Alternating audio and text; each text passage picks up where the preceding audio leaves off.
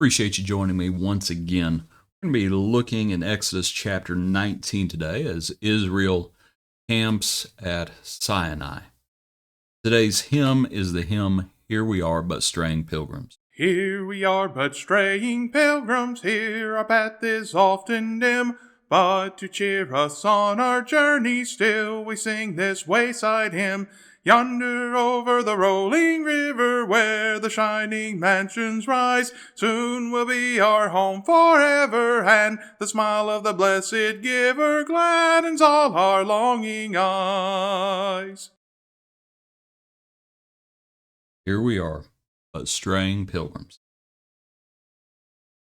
The passage in Exodus chapter 19 says, in the third month after the children of Egypt, or after the children of Israel, had gone out of Egypt on the same day, they came to the wilderness of Sinai. For they had departed from Rephidim, had come to the wilderness of Sinai, and camped in the wilderness. So Israel camped there before the mountain. Moses went up to God, and the Lord called to him from the mountain, saying, Thus you shall say to the house of Jacob, Tell the children of Israel, You have seen what I did to the Egyptians, and how I bore you on eagle's wings, and brought you out to myself. Now therefore, if you will indeed obey my voice and keep my covenant, then you shall be a special treasure to me above all people, for all the earth is mine. Verse 6, And you shall be to me a kingdom of priests and a holy nation. These are the words which you shall speak to the children of Israel. So Moses came and called for the elders of the people, and laid before them all these words which the Lord had commanded him. And then all the people answered together and said, All that the Lord has spoken we will do. So Moses brought back the words of the people to the Lord. So here they are. I was thinking about this picture of camping in the wilderness. And of course, we know how long they're going to be in the wilderness. They should not have been there that long, but because of their disobedience, we know what's going to happen. So many of them. But here they are, they're camping out at Sinai. Tomorrow, we're going to be looking at when Moses comes down the mountain at a certain point, and because they're engaged in idolatry and breaking tablets. But chapter 20 is the 10 Commandments being given, and then you start having the law in more detail being given. I believe the golden calf account, so where we just read was chapter 19. The golden calf account takes place all the way over in chapter 32. If you're reading each section, but you have the law being given.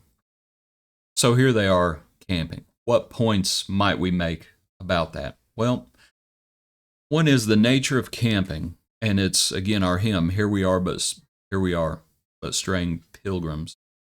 Not that we are straying from the Lord, but we are pilgrims, and we are not in the promised land yet. So that's to say this.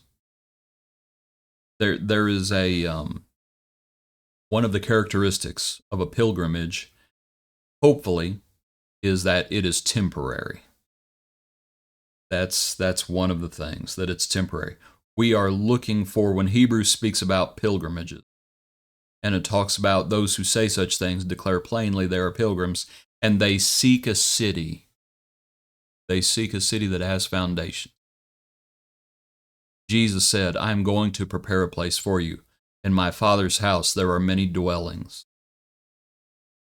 And that house, those dwellings, in heaven itself, we think about being with Him for eternity. And that our pilgrimage is temporary. That is the nature of camping. It's temporary.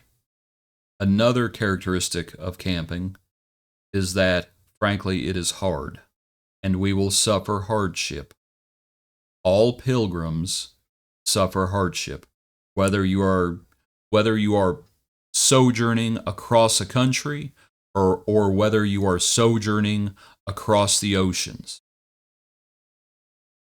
There will be mountains to climb. There will be valley of death. There will be storms. There will be waves. There will be sufferings. There will be trials. There will be turmoil. There will be all of those things and so much more. That is the nature of being a pilgrim. We will suffer hardship.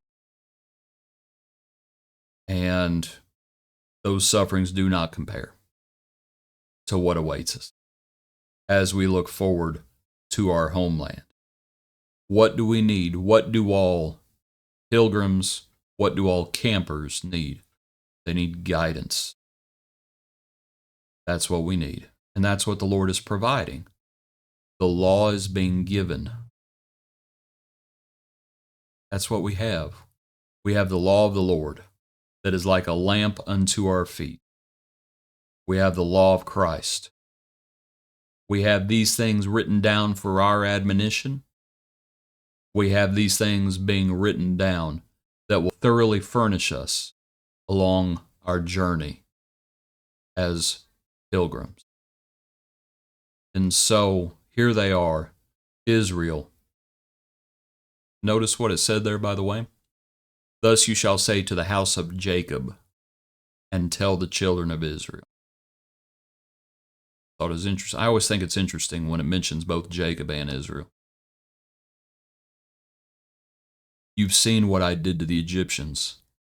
I bore you on eagle's wings and brought you to myself. If you will obey my voice and keep my covenant, and while we are not under the old covenant, we are certainly under the new covenant. And the Lord, as we think about, we are his own special people, zealous for good works, the New Testament says. Same language. The earth is mine. So, we set sail. We pull up stakes from time to time because we are pilgrims, we're sojourners, and we look forward to that time.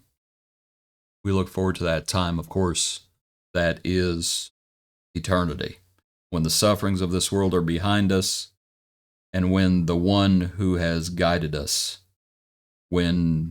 as I believe it's 1 Peter where I was reading recently, the end of our faith.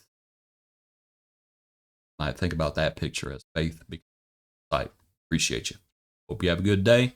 Join us tomorrow for another portion of our daily praise.